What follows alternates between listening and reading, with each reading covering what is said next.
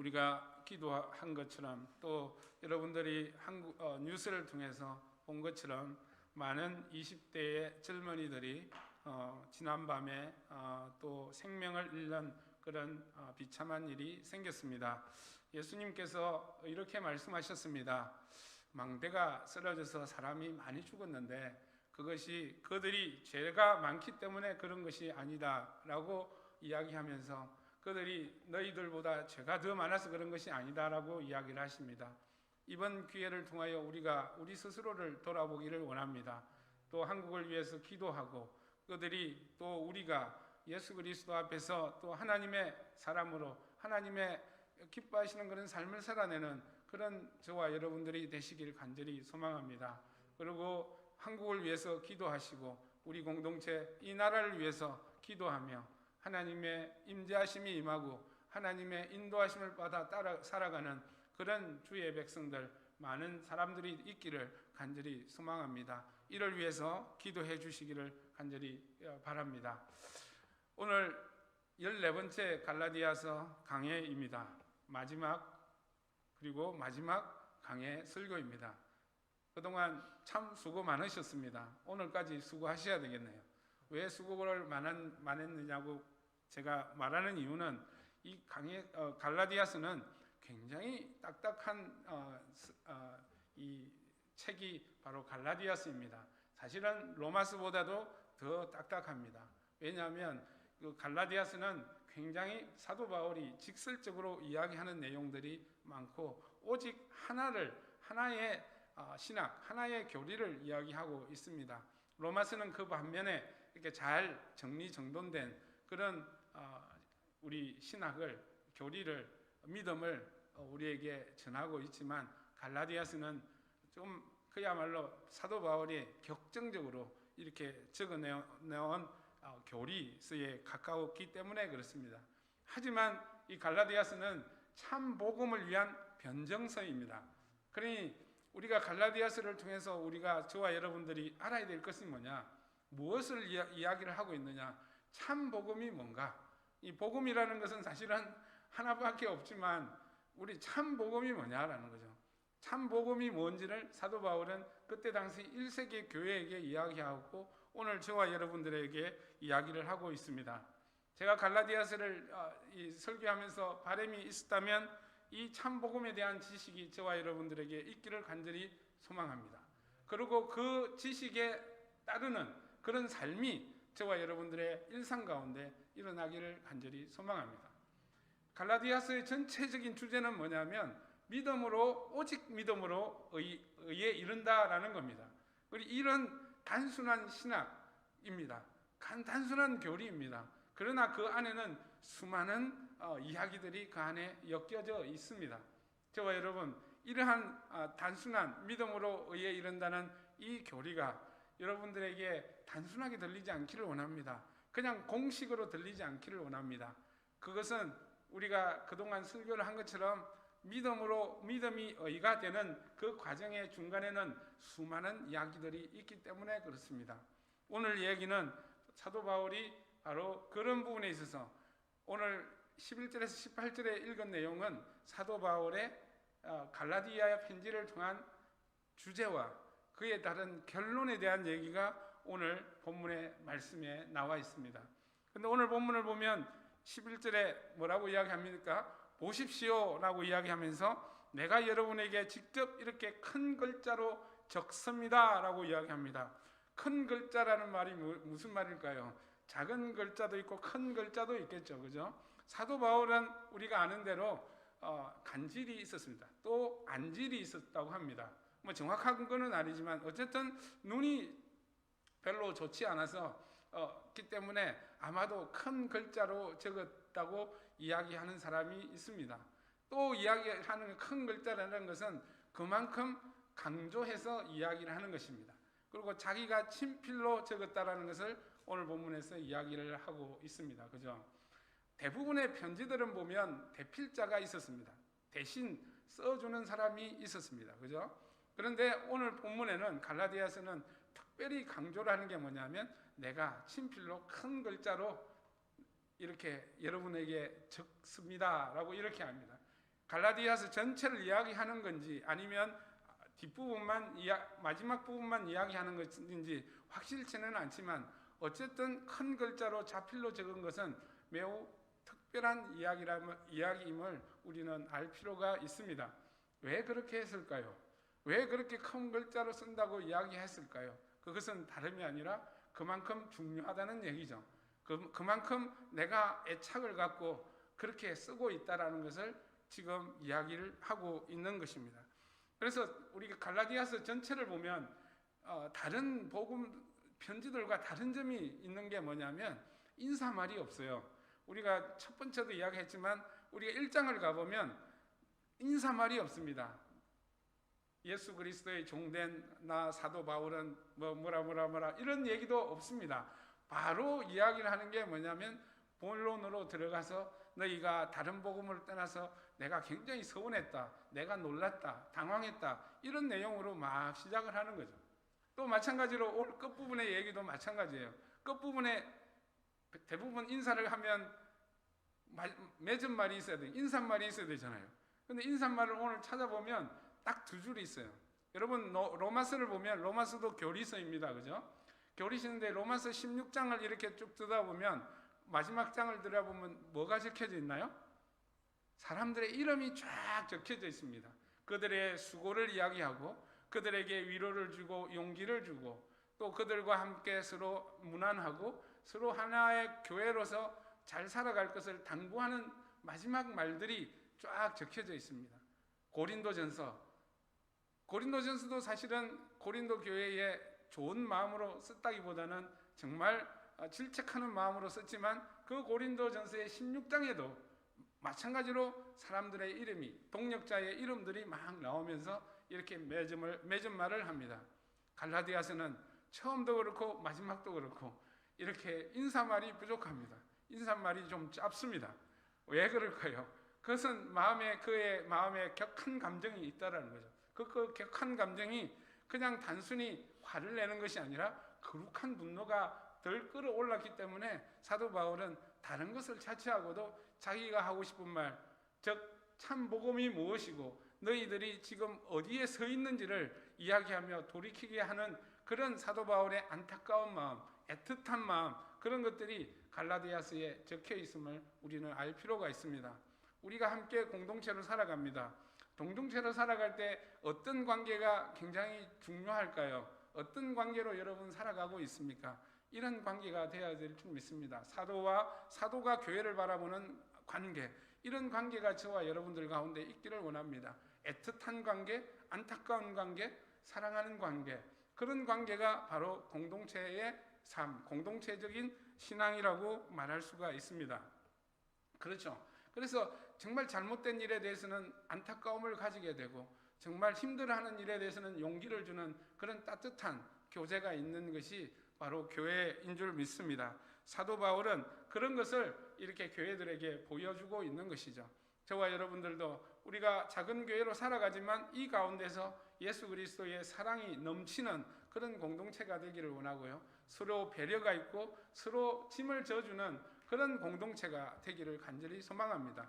그것이 갈라디아서를 통해서 사도 바울이 말하고자 하는 하나의 이야기라고 말씀드릴 수가 있습니다.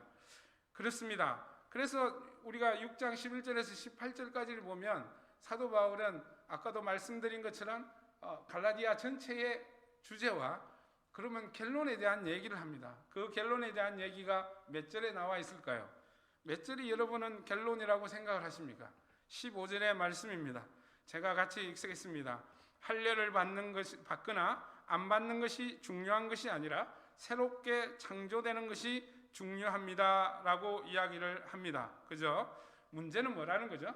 문제는 너희는 할례를 받고 안 받고 그것이 문제가 아니라는 거죠. 그것 때문에 막 분쟁이 일어났는데 그것이 중요한 것이 아니라는 것을 사도 바울은 이야기를 합니다. 중요한 건 뭐라고요? 새롭게 창조되는 것이 중요하다라고 이야기를 합니다. 근데 사도 바울은 앞에서 보면 할례를 받는 것에 대해서 굉장히 이게 비난하고 질책을 했는데 오늘 뒷부분에 와서는 할례를 받거나 받지 않거나 이것이 별로 중요하지 않다라는 말을 합니다. 이 말은 어떤 의미로 여러분 들립니까? 할례를 받을 수도 있고 받지 않을 수도 있다라는 것을 이야기를 합니다. 그죠? 그러면 앞에 말하고 잘 맞지 않잖아요. 그죠? 무엇이 다를까요? 앞에서 이야기하는 것은 뭐냐면 할례를 통해서 우리가 하나님의 백성이 된다는 것, 하나님 앞에 의롭게 된다는 것, 그것을 주장하는 거짓 교사들의 가르침에 대해서 이야기를 한 거라는 거죠. 그러나 뒷부분에서는 뭐냐면 우리가 신앙생활에서 중요하게 생각해야 될 것이 뭐냐라는 거죠. 우리가 할례를 받거나 할례를 받지 않거나가 아니라 뭐라고요? 새롭게 창조되는 것이 더 중요하다라는 것이죠. 그러면 새롭게 창조되는 게 뭘까요?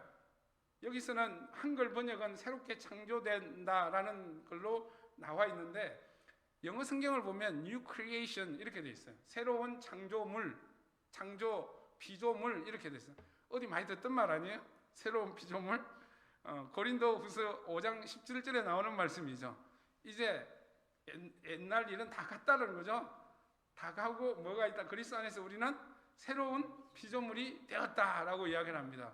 그랬을 때 여러분들은 그 말씀이 여러분들에게 어떤 의미로 다가오나요? 새롭게 창조되는 것, 새로운 피조물이 어떻게 다가오나요? 우리가 우리의 과거의 몸은 다 없어지고 새롭게 하나님이 만드시는구나, 그렇게 생각하십니까? 우리의 육체가 전혀 다른 육체로 바뀌는 것, 이것으로 생각이 하십니까? 우리가 잘못 오해하면 그렇게 오해할 수도 있습니다. 그렇게 오해를 하는 사람들도 없을 것 같죠? 있습니다. 그러니까 우리가 예수를 믿을 때 우리는 전혀 새로운 몸으로 바뀐다라고 그렇게 믿는 사람도 있습니다. 그것이 우리가 하는 오해 중에 하나라는 것이죠. 그리고 또 하나 오해가 있는 것이 뭐냐면 우리는 전혀 죄를 짓지 않고 완전한 인간으로 된다라는 것을 이야기하는 사람들도 있습니다. 없을 것 같죠? 있습니다. 그러니까 이런 것들이 새로운 창조물, 새로운 피조물, 새롭게 창조되는 것, 이런 것들을 저와 여러분들이 오해가 없으시기를 원합니다. 이것은 재창조라고 말하기도 하는데요. 뭘 이야기하는 걸까요? 우리는 이제 사실은 갈라디아서 안에서 찾아보면 갈라디아서 2장 22절이 있습니다. 그것이 뭘 이야기해? 우리는 정과 욕을 예수 그리스도와 함께 십자가에 못 박았다라는 거예요. 그리고 이제는 누가 산다고요? 내 안에는 예수 그리스도가 산다는 거예요. 욕을 이야기하는 게 새롭게 창조되는 것을 이야기하는 것입니다. 즉 무슨 말이냐? 내가 나를 다스리고 나를 인도하는 내가 내 안에 있는 거예요. 그것이 이제 정과 육으로 표현되는 거예요. 그 자아가 나를 이끌고 있어요. 그렇지만 이제는 누가 이끈다고요? 내 안에 계신 예수 그리스도를 믿는 믿음으로 살아간다 그러잖아요. 그러니까 내 안에 계신 그 하나님을 믿고 하나님을 따라 살게 된다는 거예요. 그래서 새롭게 된 창조물, 새롭게 창조된다는 말의 의미는 뭐냐면 우리가 새로운 생명, 새 생명 그러면 정말 우리가 완전히 다른 사람으로 이렇게 육체가 달라지는 거냐, 그렇게 생각하는 것이 아니라 어떻게 생각했냐면 이 생명이란 단어를 삶으로 바꿔보세요. 그럼 딱 돼요. 새로운 삶이라는 뜻이에요. 우리는 전혀 다른 삶을 살게 된다는 것이 새롭게 창조된다는 말에 깔려져 있는 의미입니다. 여러분 이런 말을 많이 하시잖아요. 어떤 사람 보고 천방지축 막 못된 일 다 하는 사람들을 보고 다 쓰는데 그 사람이 바뀌었어. 완전히 다른 삶을 살아. 그럼 뭐라고 합니까? 사람이 바뀌었네. 사람이 달라졌네. 이렇게 이야기합니다. 그죠? 마찬가지로 그런 말하고 동일한 말이에요. 그죠? 우리가 예수를 믿기 전에는 어떻게 살았어요? 근데 예수를 믿고 나니까 정말 사람이 달라진 거예요. 그런데 그 달라진 게 우리의 몸이 달라진 거예요? 우리의 육체가 달라진 건 아니잖아요. 뭐가 달라졌어요? 우리의 삶이 달라진 거예요. 그래서 사도 바울이 여기서 말하는 새롭게 창조되었다, 새로운 피조물이라는 말의 의미는 뭐냐면 새로운 삶을 살아가는 존재가 되었다라는 거예요. 이것이 바로 그거라는 거죠. 그래서 중요한 것은 뭐냐? 우리에게 중요한 것은 할례를 받고 할례를 받지 않는 것이 중요한 것이 아니라 진짜 복음은 어떤 복음이냐? 우리의 삶을 바꾸는 것이 진짜 복음이다라는 얘기가 오늘 15절의 말씀의 의미임을 저와 여러분들이 아시길 원합니다. 그래서 새롭게 창조됐다는 말은 우리가 요한복음에서 니고데모와의 대화에서 보면 예수님이 정확하게 이야기합니다. 그걸 뭐라고 이야기냐면 위로부터 태어나는 것, 성령으로 태어나는 것, 다시 태어나는 것, 그걸 우리는 거듭남, 성령으로 거듭남을 이야기하는 거예요. 그러니까 전혀 우리는 새로운 삶을 살게 되는 그런 존재로 바뀌게 됐다는 거죠. 뭘로 통해서요? 예수를 믿음으로 말미암아 그렇게 됐다는 것을 이야기합니다. 그래서 로마서에서는 또 어떤 표현을 쓰냐면 너희가 이게 마음을 새롭게 해서 어떻게 해라고요? 마음이 새롭게 되면 내 안에 예수님이 계셔서 어떻게 된다는 거예요? 분별하라, 변화를 받아서 분별하라는 거죠. 그 변화라는 단어가 있어요. 이 변화라는 단어가 뭐예요? 그냥 체인지가 아니에요. 트랜스포메이션이에요. 트랜스포메이션이라는 것은 전혀 다른 모양으로 바뀌는 것을 이야기합니다. 그죠? 그리고 우리가 새롭게 창조된다는 것은 위로부터 거듭나는 것, 그리고 전혀 새롭게 변화되는 것. 그래서 그의 삶이 뭐냐? 바로 하나님이 거룩하시고 기뻐하시고 선하신 뜻대로 살아가는 존재가 되었다라는 거예요. 그래서 새롭게 창조되었다, 새로운 피조물이라는 말의 의미는 삶이 바뀌었다, 단순히 바뀌었다는 것이 아니라 전혀 다른 삶을 살게 되는 존재가 되었다라는 것을 말하는 것입니다. 그러면 어떻게 그렇게 되느냐 하는 부분들이 우리는 굉장히 궁금하잖아요. 어떻게 그렇게 될까요? 제가 강의 설교를 하면서 계속 이야기를 했던 부분들이 있습니다. 우리 힘으로는 우리의 삶을 바꾸기가 굉장히 힘들어요. 쉽지 않아요. 이스라엘도 하나님의 백성이라고 언약을 맺었지만 그들의 삶은 하나님을 실망시키는 삶이었어요. 그러다 보니 에스겔이나 예레미야에서 이야기하는 게 뭐죠? 새로운 영을 부어주겠다라고 이야기를 합니다. 그죠? 그리고 우리가 요엘서에서도 보면 하나님의 영이 임하게 될 거라고 마지막 때에 이야기를 합니다. 그런데 사도행전에 가보니까 무슨 얘기를 합니까? 2장에 가보면 예수님이 승천하시고 난 뒤에 무슨 일이 일어나게 되죠? 성령이 강림하는 사건이 일어나게 됩니다. 그래서 사도 베드로와 사도들이 이야기하는 공통적인 고백이 뭡니까? 예수 그리스도를 믿고 성령을 선물로 받아라라고 이야기를 합니다. 결국 뭐냐면 우리 가운데 예수를 믿으면 어떤 일이 일어나느냐? 그것은 바로 우리 가운데 성령이 임하게 된다는 거죠. 그죠? 예수를 대충 믿으면 안 되겠죠. 그러면 안 되죠. 그냥 완전한 회개가 일어났을 때, 회심이 일어났을 때 우리 가운데는 누가 임하시냐? 바로 성령님께서 우리에게 임하시게 된다는 거죠. 그분이 어떻게 하는 거죠? 성령님은 우리의 가운데 계셔서 우리를 위해서 탄식하고 우리를 위해서 인도하시고 진리로 인도하시는 분이 바로 성령 하나님이라는 거죠. 그것이 어떻게 생겨나게 됐나요? 어떻게 우리 가운데 있게 됐나요? 바로 예수 그리스도를 믿음으로 그렇게 되었다라는 거예요. 그죠? 사도 바울이 이야기하고 싶은 것은 바로 그 얘기예요. 그래서 사도 바울이 뭐를 이야기합니까? 나는 주 예수 그리스도의 십자가 위에는 자랑할 것이 없다라고 이야기합니다. 이 배경이 바로 이런 얘기입니다. 이런 새로운 피조물로 되게 만든 것이 시작점이 뭐냐? 주 예수 그리스도의 십자가라는 거예요. 주 예수 그리스도의 십자가로 말미암아 우리로 하여금 하나님의 자녀 되게 하기 위하여 용서를 해주시고 또 우리가 예수를 믿을 때 우리에게 회개가 임하고 예수를 믿으면 우리에게 성령을 주시기 때문에 그렇다라는 거예요. 그죠? 저와 여러분들은 그런 경험, 체험들을 해보셨나요? 저와 여러분들이 예수를 믿을 때 여러분들 성령을 받았습니까? 예수를 믿으면 저와 여러분들은 성령이 우리 안에 계십니다. 그래서 그 성령이 우리 가운데 인도하심으로 우리의 삶을 변화시키는 그런 일을 하고 계신다는 거죠. 그래서 말씀드렸지만 우리가 해야 될 일이 뭘까요?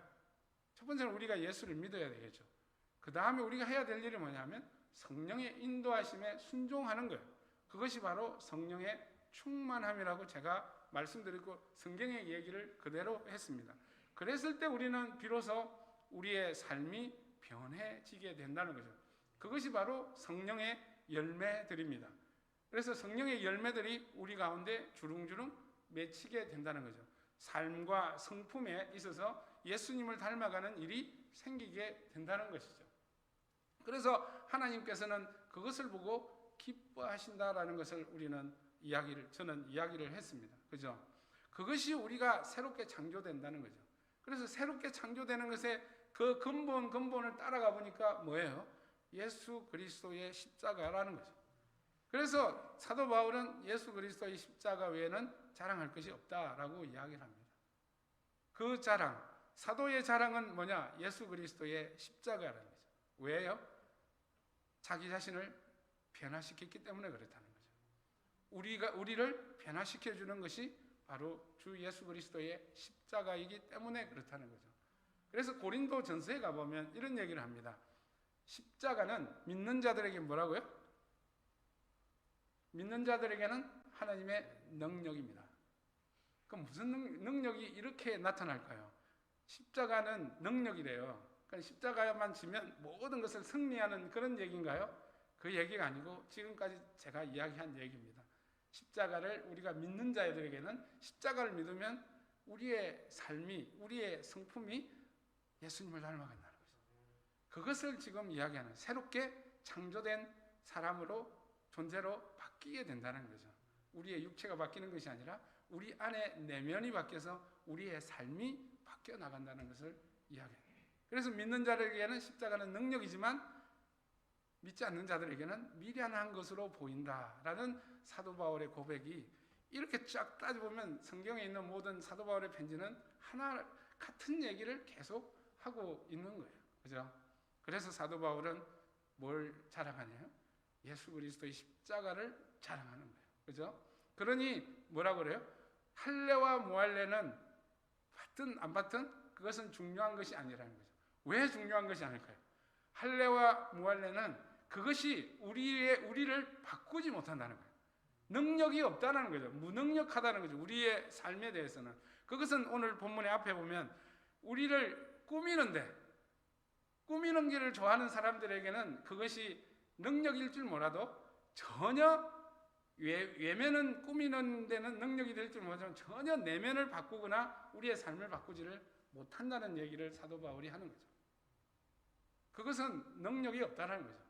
새로운 복음이 되려면 어떻게 돼요? 좋은 소식이 되려면 우리가 하나님의 자녀가 되는 거예요. 그죠? 그것은 할례와 무할례는 그거하고 전혀 상관이 없다는 거죠. 그리고 복음은 우리가 하나님을 기뻐하시는 삶을 살아가게 하는 거예요. 그런데 할례와 무할례는 전혀 그것이 능력이 없다라는 것을 사도 바울은 이야기를 합니다. 그래서 사도 바울은 또 이야기를 하는 게 뭐냐면, 할례를 받은 사람은 스스로도 율법을 지키지 않으면서 뭘 자랑합니까? 내가 몇 사람 할례받게 해서 이것을 자랑으로 여긴다는 거예요. 전혀 삶의 변화하고는 상관없는 이야기가 바로 할례의 이야기라는 것을 사도 바울은 오늘 본문을 통해서 이야기를 하고 있습니다. 그러면서 사도 바울은 뭐라고 이야기합니까? 그러니까 이야기하는 게 뭐냐면 16절에 보면 이 표준을 따라 사는 사람에게와 하나님의 백성 이스라엘에게 평화와 자비가 있기를 빕니다 라고 이야기를 합니다.